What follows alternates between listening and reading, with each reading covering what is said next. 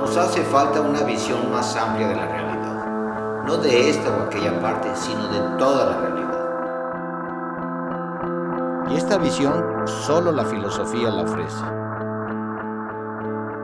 Lo primero que hay que entender es que estamos ante una visión metafísica de la realidad. Mattei cree que el individuo puede darse cuenta de qué es el mundo, qué es el cosmos, cómo funciona. El momento en el que él abandona Alemania es en el momento en que el nazismo hace acto de presencia en ese país. Tuvo contacto con gente muy importante de su generación. Sin embargo, él decidió hacer un camino propio y por eso se vino aquí a Tijuana. Manejaba un pensamiento anarquista. Mattei veía a la sociedad como una ideología.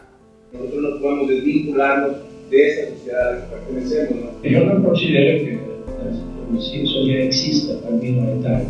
Entonces, no solamente podemos desvincularnos, sino que estamos desvinculados. Yo creo que la filosofía de Mattei se dirige hacia la idea de que solo existe el individuo.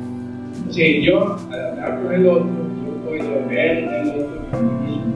Mattei lo que buscaba era rescatar al pensamiento original presocrático, sobre todo a través de la filología. Él le daba mucha importancia a ese tipo de cultura en la cual se movieron los presocráticos. Las obras de Mattei eran una arqueología. ¿Qué hace un alemán en Tijuana investigando los presocráticos? Ubicado en Tijuana por ser símbolo de la abismal separación de Latinoamérica de la cultura occidental y con algo de espíritu quijotesco, un alemán descubre en la filosofía presocrática los principios que Occidente nunca supo hacer suyos.